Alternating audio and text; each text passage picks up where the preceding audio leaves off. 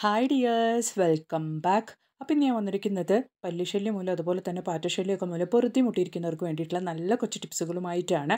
എല്ലാവരും വീഡിയോ ഒന്ന് ഫുള്ളായിട്ട് സ്കിപ്പ് ചെയ്യാണ്ട് കണ്ടു നോക്കുക കേട്ടോ.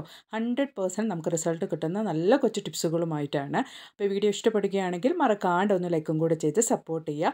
അപ്പോൾ നമുക്ക് സമയം കളയാണ്ട് നേരെ വീഡിയോയിലേക്ക് പോവാം. അപ്പോൾ നമുക്ക് നമ്മുടെ ആദ്യത്തെ ടിപ്പ് ഒന്ന് കണ്ടു നോക്കാം. അതിന് വേണ്ടിയിട്ട് ഇഞ്ചി ഞാൻ കുറച്ച് ഇതുപോലെ ഒന്ന് വെള്ളത്തിലിട്ട് വെച്ചിട്ടുണ്ട്.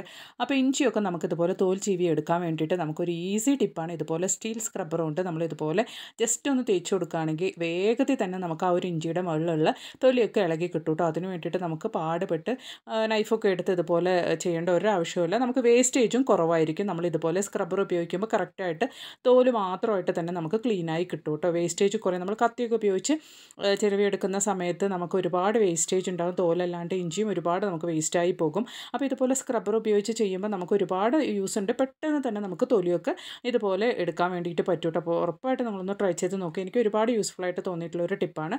ട്രൈ ചെയ്ത് നോക്കുക കേട്ടോ. അപ്പോൾ ഇനി നമുക്ക് നമ്മുടെ അടുത്ത ടിപ്പ് ഒന്ന് കണ്ടു നോക്കാം. അതിന് വേണ്ടിയിട്ട് ഓറഞ്ചിൻ്റെ കുറച്ച് തൊലിയാണ് ഞാനിവിടെ എടുത്ത് വെച്ചിരിക്കുന്നത്. അത് ഇതുപോലെ നമുക്കൊരു പാത്രത്തിലേക്കൊന്ന് ഇട്ട് എടുക്കാം. അപ്പോൾ ഞാനത് ചെറിയ ചെറിയ കഷ്ണങ്ങളാക്കിയിട്ടൊന്ന് ഇട്ട് കൊടുക്കുന്നുണ്ട്. അതുപോലെ തന്നെ യൂസൊക്കെ കഴിഞ്ഞ് നമ്മുടെ ഇതുപോലുള്ള ചെറുനാരങ്ങയുടെ തൊലി ഞാൻ ഫ്രിഡ്ജിൽ സൂക്ഷിച്ച് വെച്ചതായിരുന്നു. അതും നമുക്ക് ഒന്ന് ചെറിയ കഷ്ണങ്ങളായിട്ട് അതും നമുക്ക് അതിലേക്ക് ഇട്ട് കൊടുക്കാം. അപ്പോൾ ഫ്രീസറിൽ ഇട്ട് വെച്ചതാണ് നമ്മൾ ഈ ഒരു ചെറുനാരങ്ങ. നമുക്ക് ഈ ഒരു ചെറുനാരങ്ങ ഇതുപോലെ സൂക്ഷിച്ച് വെക്കുന്നതുകൊണ്ട് ഒരുപാട് നമുക്ക് കാര്യങ്ങൾക്ക് വേണ്ടിയിട്ട് ഇത് ഉപയോഗിക്കാൻ വേണ്ടിയിട്ട് പറ്റും കേട്ടോ. അപ്പോൾ ആരും ചെറുനാരങ്ങ യൂസ് ചെയ്തതിന് ശേഷം വലിച്ചെറിയേണ്ട, ഫ്രീസറിൽ സൂക്ഷിച്ച് വെക്കുക. ഒരുപാട് കാര്യങ്ങൾക്കായിട്ട് നമുക്കത് യൂസ് ചെയ്യാൻ വേണ്ടിയിട്ട് പറ്റും. ഇനി നമ്മൾ ഇതിലേക്ക് ഇട്ട് കൊടുക്കാൻ വേണ്ടിയിട്ട് പോകുന്നത് 3/4 ടീസ്പൂണോളം കല്ലുപ്പാണ് കേട്ടോ. അപ്പോൾ നമുക്ക് ചെറുനാരങ്ങയും അതുപോലെ തന്നെ നമ്മുടെ ഓറഞ്ചിൻ്റെ തൊലിയൊക്കെ ചേർത്തിട്ട് കല്ലുപ്പും ചേർത്ത് നമുക്ക് ഈ ഒരു വെള്ളം നന്നായിട്ടൊന്ന് തിളപ്പിച്ചെടുക്കാം. അപ്പോൾ നന്നായിട്ട് തന്നെ നമുക്കൊന്ന് തിളപ്പിച്ചെടുക്കാനുണ്ട്. അപ്പോൾ ഇതാ നമ്മുടെ ചെറുനാരങ്ങയുടെ തൊലിയും അതുപോലെ തന്നെ ഓറഞ്ചിൻ്റെ തൊലിയും കല്ലുപ്പൊക്കെ ചേർന്ന് വെള്ളം നന്നായിട്ടൊന്ന് തിളച്ച് വന്നിട്ടുണ്ട് കേട്ടോ. അപ്പോൾ ഇനി നമുക്കിതൊന്ന് സ്ട്രെയിൻ ചെയ്ത് ഒരു പാത്രത്തിലേക്ക് ഒന്ന് മാറ്റിയെടുക്കാം. ഇതുകൊണ്ട് നമുക്ക് ഒരുപാട് യൂസ് ഉണ്ട്. നല്ലൊരു ക്ലീനിങ് സൊല്യൂഷനാണ് ഇത്. ഇതിൽ നിന്ന് നല്ലൊരു സ്മെല്ല് തന്നെ വരുന്നുണ്ട് കേട്ടോ. നമ്മൾ കല്ലുപ്പൊക്കെ ഇട്ടുകൊണ്ട് തന്നെ ഒരുപാട് നേരത്തേക്ക് നമുക്ക് ഈ ഒരു സ്മെല്ല് ലാസ്റ്റ് ചെയ്യും. അതുപോലെ തന്നെ കല്ലുപ്പിൻ്റെ ഗുണങ്ങളൊക്കെ നമ്മൾ ഒരുപാട് വീഡിയോസിൽ പറഞ്ഞിട്ടുമുണ്ട്. അതുകൊണ്ട് തന്നെ ഒരുപാട് നല്ലൊരു സൊല്യൂഷനാണ് ഇത്. നല്ലൊരു സ്മെല്ലാണ് കേട്ടോ ഈ ഒരു സൊല്യൂഷനിൽ നിന്ന് വന്നുകൊണ്ടിരിക്കുന്നത്. നമുക്ക് ഈ ഒരു സൊല്യൂഷൻ കൊണ്ട് ഒരുപാട് പ്രയോജനങ്ങളുണ്ട്. നമുക്ക് കൗണ്ടർ ടോപ്പ് ആണെങ്കിലും നമ്മുടെ കിച്ചണിലുള്ള ഗ്യാസ് സ്റ്റോപ്പ്, അതുപോലെ തന്നെ നമുക്ക് ജോലിയൊക്കെ കഴിഞ്ഞതിന് ശേഷം രാത്രി കിടക്കുന്നതിന് മുമ്പായിട്ട് കിച്ചൺ സിങ്കിലാണെങ്കിലും നമ്മൾ ഈ ഒരു സൊല്യൂഷൻ നമ്മൾ സ്പ്രേ ചെയ്ത് കൊടുക്കുകയാണെങ്കിൽ നമുക്ക് പാറ്റയുടെയും പല്ലിയുടെയും ശല്യം ഒന്നും ഉണ്ടാവില്ല കേട്ടോ. കാരണം നമ്മളിതിൽ ഉപയോഗിച്ചിരിക്കുന്ന ആ ഒരു ഓറഞ്ച് തൊലിയുടെയും അതുപോലെ തന്നെ നമ്മുടെ കല്ലുപ്പിൻ്റെയും ലെമണിൻ്റെ തൊലിയൊക്കെ ആയിട്ട് നമുക്ക് അത്രയ്ക്ക് നല്ലൊരു സൊല്യൂഷനാണിത്. അപ്പോൾ ഉറപ്പായിട്ട് നിങ്ങൾ വെറുതെ കളയുന്ന ഈ തൊലി കൊണ്ട് നിങ്ങൾ ഇതുപോലെ ഒരു സൊല്യൂഷൻ ഒന്ന് തയ്യാറാക്കി ട്രൈ ചെയ്ത് നോക്കുക കേട്ടോ. അപ്പോൾ ഞാൻ ഈ ഒരു സൊല്യൂഷൻ ഉപയോഗിച്ച് എൻ്റെ ഗ്യാസ് സ്റ്റോപ്പ് ഒന്ന് നിങ്ങൾക്ക് ക്ലീൻ ചെയ്ത് കാണിക്കാം. അപ്പോൾ രാവിലത്തെ ജോലിയൊക്കെ കഴിഞ്ഞതിന് ശേഷം ഗ്യാസ് സ്റ്റോപ്പിൻ്റെ ഒരു അവസ്ഥ ഇതാണ് കേട്ടോ. നിങ്ങൾക്ക് കണ്ടാലറിയാം എണ്ണമഴക്കും കാര്യങ്ങളും. അപ്പോൾ നമ്മൾ ചായ വെച്ചതിൻ്റെയും അല്ലെങ്കിൽ വേറെ എന്തെങ്കിലും കുക്ക് ചെയ്തതിൻ്റെയൊക്കെ ആയിട്ട് ഈ ഒരു ഗ്യാസ് സ്റ്റോപ്പിൻ്റെ ഒരു അവസ്ഥ നിങ്ങൾക്ക് കണ്ടാലറിയാം എത്ര ക്ലിയർ ആയിട്ടാണ് ആ ഒരു അഴുക്കും കാര്യങ്ങളൊക്കെ കാണുന്നതെന്നുള്ളത്. അപ്പോൾ നമ്മൾ റെഡിയാക്കിയ ഒരു സൊല്യൂഷനാണ് ഞാനിപ്പോൾ അതിലേക്ക് സ്പ്രേ ചെയ്ത് കൊടുക്കുന്നത് കേട്ടോ. അപ്പോൾ അതൊന്ന് സ്പ്രേ ചെയ്ത് കൊടുത്തതിന് ശേഷം നമുക്ക് നന്നായിട്ടൊന്ന് വൈപ്പ് ചെയ്തെടുക്കുകയാണെങ്കിൽ നമുക്ക് പെട്ടെന്ന് തന്നെ ആ ഒരു അഴുക്കും കാര്യങ്ങളൊക്കെ നീങ്ങിക്കിട്ടും. അതുപോലെ തന്നെ നമ്മൾ ഉപയോഗിക്കുന്ന ഈ ഒരു സൊല്യൂഷൻ കൊണ്ട് പല്ലിയുടെയും പാറ്റയുടെയും ഉറുമ്പിൻ്റെയും ഒന്നും ശല്യം നമുക്ക് ഉണ്ടാവില്ല കേട്ടോ. അപ്പോൾ കിച്ചണിൽ നമ്മൾ മെയിനായിട്ട് ക്ലീൻ ചെയ്ത് വെക്കേണ്ട ഒരു ഭാഗമാണ് ഈ ഒരു ഗ്യാസ് സ്റ്റോപ്പ്, നമ്മൾ കുക്ക് ചെയ്യുന്ന ഈ ഒരു ഗ്യാസ് സ്റ്റോപ്പ്. അപ്പോൾ പെട്ടെന്ന് നിങ്ങൾക്ക് കണ്ടാലോ ജസ്റ്റ് ഒന്ന് ഞാൻ ആ ഒരു കോട്ടൺ തുണി എടുത്ത് വൈപ്പ് ചെയ്ത് കൊടുക്കുമ്പോൾ തന്നെ ആ ഒരു ഓയിൽ സ്റ്റെയിനും കാര്യങ്ങളൊക്കെ നല്ല രീതിക്ക് തന്നെ നമുക്ക് ക്ലീനായി കിട്ടുന്നുണ്ട്. നല്ലൊരു സ്മെല്ലാണ് കേട്ടോ. ആ ഒരു ഓറഞ്ച് തൊലിയുടെയും അതുപോലെ തന്നെ ലെമൺ തൊലിയുടെയും ഒക്കെ ആയിട്ട് നല്ലൊരു സ്മെല്ലാണ് വന്നുകൊണ്ടിരിക്കുന്നത്. ആ ഒരു സ്മെല്ല് തന്നെ ഈ ഒരു പല്ലിക്കും പാറ്റയ്ക്കും ഉറുമ്പുകൾക്കും ഒന്നും ഇഷ്ടമില്ലാത്തതായതുകൊണ്ട് തന്നെ ആ ഒരു പരിസരത്തേക്ക് പോലും അവർ വരികയില്ല കേട്ടോ. ഈ ഒരു സൊല്യൂഷൻ കൊണ്ട് നിങ്ങൾക്ക് കൗണ്ടർ ടോപ്പ് ആണെങ്കിലും നമ്മുടെ കിച്ചൻ്റെ സിങ്ക് ആണെങ്കിലും ഒക്കെ നിങ്ങൾക്ക് ക്ലീൻ ചെയ്തെടുക്കാവുന്നതാണ്. ട്രൈ ചെയ്ത് നോക്കുക. അപ്പോൾ ഇനി നമുക്ക് നമ്മുടെ അടുത്ത ടിപ്പിലേക്ക് കിടക്കാം. അതിന് വേണ്ടിയിട്ട് ഒരു 3/4 ടീസ്പൂണോളം മഞ്ഞൾപ്പൊടിയാണ് ഞാനൊരു പാന് നന്നായിട്ട് അടുപ്പിലേക്ക് വെച്ച് കൊടുത്ത് അത് നന്നായി ചൂടായതിന് ശേഷം ഇട്ട് കൊടുക്കുന്നത്.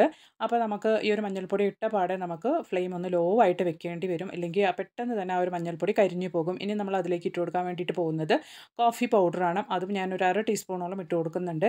കോഫി പൗഡർ നമ്മൾ ചൂടിലേക്ക് ഇട്ട് കൊടുക്കുമ്പോൾ ഒന്ന് കട്ട പിടിക്കും, എന്നാലും കുഴപ്പമില്ല. നമുക്കതൊന്ന് നന്നായിട്ട് ചൂടായിട്ട് ആ ഒരു സ്മെല്ല് പുറത്തേക്ക് വരാൻ വേണ്ടിയിട്ടാണ് നമ്മൾ ഈ ഒരു സമയത്ത് അതും കൂടി ഇട്ട് കൊടുക്കുന്നത്. അപ്പോൾ മഞ്ഞൾപ്പൊടിയുടെയും കോഫി പൗഡറിൻ്റെയും സ്മെല്ല് അത് ചൂടായി വരുമ്പോൾ വീട് മുഴുവനും നല്ലൊരു സ്മെല്ലാണ് കേട്ടോ. ഈ ഒരു സ്മെല്ല് കേൾക്കുമ്പോൾ തന്നെ കൊതുക് ശല്യം അതുപോലെ തന്നെ പല്ല് ശല്യം ഒക്കെ ഉണ്ടെങ്കിൽ നമുക്ക് പോയി കിട്ടും കേട്ടോ.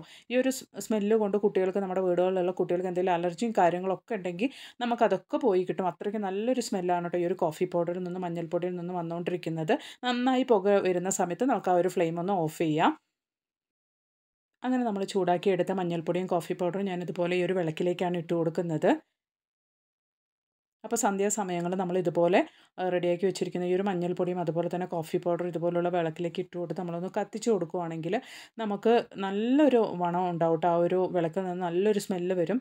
ഇപ്പോൾ ഞാൻ ആ ഒരു വിളക്കിലേക്ക് ഒഴിച്ചു കൊടുക്കുന്ന വെളിച്ചെണ്ണയാണ്. നിങ്ങൾക്ക് വേണമെങ്കിൽ നല്ലെണ്ണ കൂടെ ഒഴിച്ചു കൊടുക്കാവുന്നതാണ്. ഈ വിളക്ക് കത്തുന്ന സമയത്ത് വരുന്ന ഒരു സ്മെല്ല് കൊണ്ട് തന്നെ കൊതുകിൻ്റെ ശല്യം പാടെ ഉണ്ടാവില്ല കേട്ടോ. ഇപ്പോൾ എല്ലായിടത്തും മഴയും കാര്യങ്ങളൊക്കെയാണ്, അതുകൊണ്ട് തന്നെ ഒരുപാട് കൊതുക് ശല്യം കാര്യങ്ങളൊക്കെ ഉണ്ടാവും. അതുപോലെ തന്നെ ഫ്രൂട്ട്സൊക്കെ വീട്ടിലുണ്ടെങ്കിൽ അതിൽ നിന്ന് ചെറിയ പൊടിയീച്ചകളൊക്കെ വരാനുള്ള ചാൻസസ് ഉണ്ട്. അപ്പോൾ അങ്ങനെയൊന്നും ഇല്ലാണ്ട് കൊണ്ട് നമുക്ക് പെട്ടെന്ന് തന്നെ റെഡിയാക്കി എടുക്കാൻ പറ്റും നല്ലൊരു വിളക്കാണ്. നല്ലൊരു മെഡിസിൻ വാല്യൂ ഉണ്ട് കേട്ടോ ഈ ഒരു വിളക്കിന്. നല്ലൊരു സ്മെല്ലാണ് ഇതിന്ന് വരുന്നത്. അതുകൊണ്ട് തന്നെ കൊതുകിൻ്റെ ശല്യം ഉണ്ടാവില്ല.